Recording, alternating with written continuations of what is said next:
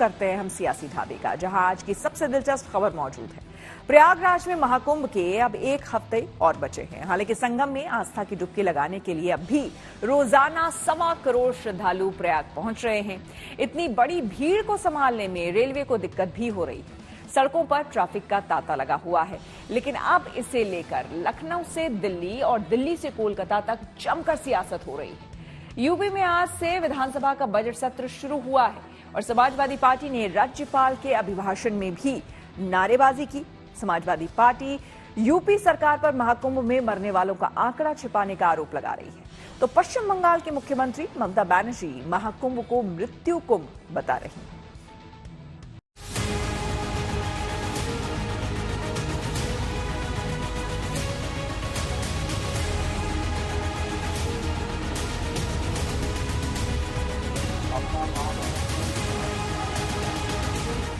प्रयागराज महाकुंभ में आस्था की डुबकी लगाने के लिए श्रद्धालुओं का हुजूम उमड़ा हुआ है।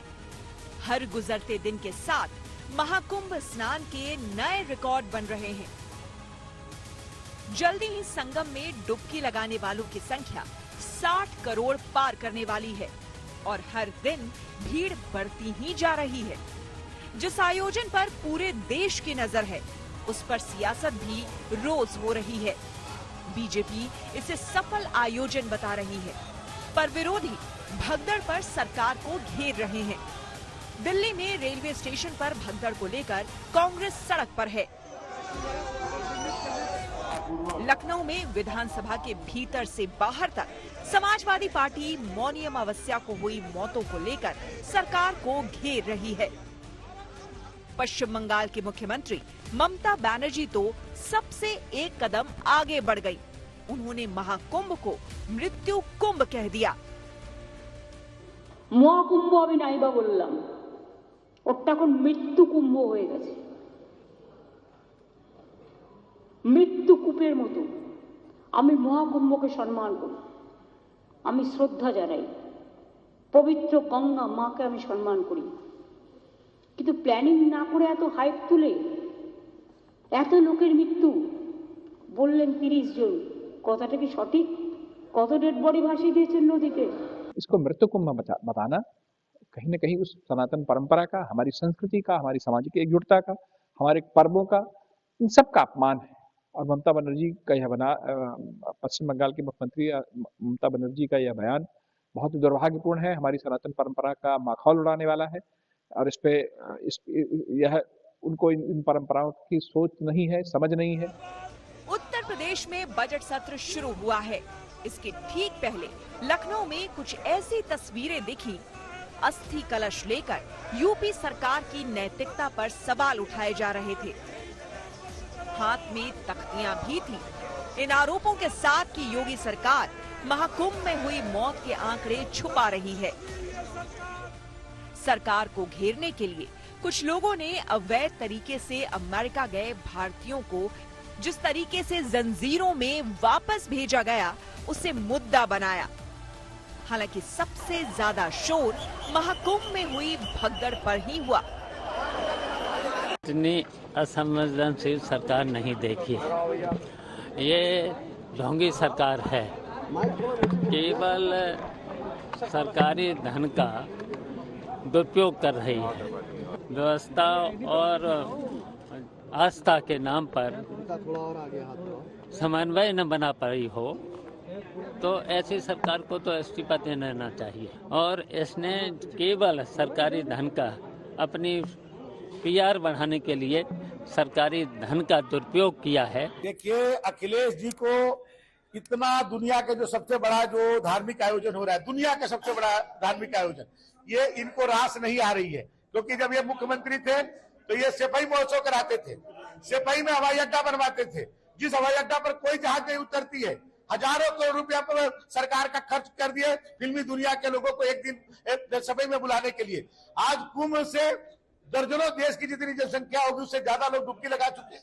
कई देशों के राष्ट्राध्यक्ष डुबकी लगा रहे हैं, कई देशों के प्रतिनिधि आ रहे हैं। दुनिया का सबसे बड़ा यह आयोजन आज भारत की सांस्कृतिक रूप से पूरी दुनिया इसको स्वीकार कर रही है। विधानसभा के भीतर राज्यपाल के अभिभाषण के दौरान भी लगातार नारेबाजी होती रही। समाजवादी पार्टी महाकुंभ भगदड़ में हुई मौतों को लेकर विधानसभा में चर्चा की मांग कर रही है। हम लोग ये चाहते हैं कि महाकुंभ में जिन लोगों की मौतें हुई हैं उनका सही सरकार आंकड़ा सुने।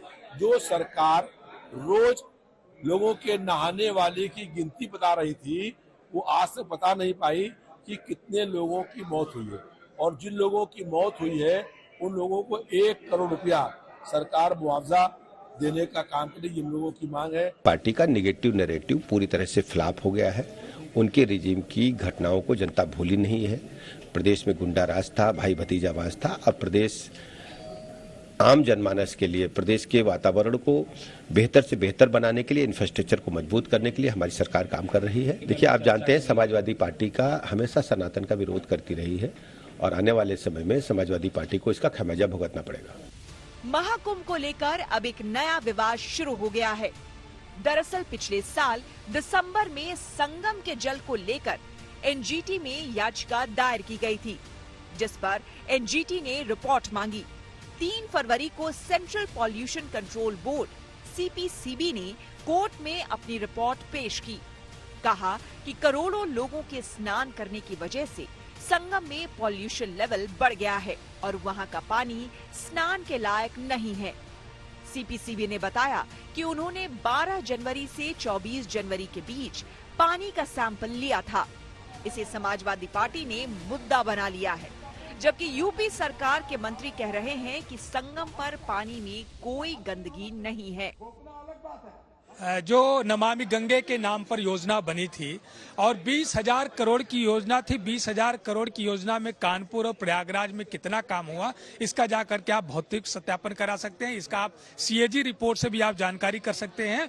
नमामि गंगे के नाम की योजना का बंदरबाट हो गया, पूरा पैसा भ्रष्टाचार की भेंट चढ़ गया, और बड़े बड़े सीवेज अभी भी कानपुर से लेकर के जो है प्रयागराज तक गंगा के पानी में जाते हैं, जहां पर इसीलिए गंगा के पानी का सदैव बीओडी बढ़ा रहता है। जो बायोलॉजिकल ऑक्सीजन डिमांड है वो बढ़ा रहता है, उसमें बैक्टीरिया ज्यादा है, केमिकल्स बढ़ रहे हैं। कि कितना केवल पानी शुद्ध नहीं, आप पानी में फ्लो आप जाकर के देखिए, कोई आप वहां पर स्नान करिए तो आप जो है देखेंगे कि आपका पैर एक बार उठा करके करेंगे तो दोबारा रखेंगे तो वहां पर पैर नहीं पड़ सकता। इतना मैंने फोर्स है पानी के अंदर, इतनी शुद्धता है। तो ये सब चीजें, ये सब बातें इसलिए लोग फैला रहे हैं कि वहाँ बहुत ही पानी निर्मल है। लोग वहाँ से लेके आप घरों को लेके जा रहे हैं। संगम के जल को आप देखिए, वहाँ करोड़ों तो वो बिक गया होगा जो लोग जिसमें लेकर के जा रहे हैं सीसी, और उसमें तो ऐसा ये कहना गलत है। महाकुंभ पर चल रही सियासत के लिए अब तक भीड़ और भगदड़ मुद्दा बन रहा था। अब पॉल्यूशन कंट्रोल बोर्ड की रिपोर्ट भी मुद्दा बन गई है। यानी सियासत की आग को सुलगाए रखने के लिए भरपूर मात्रा में ईंधन उपलब्ध है। Bureau report, good news today.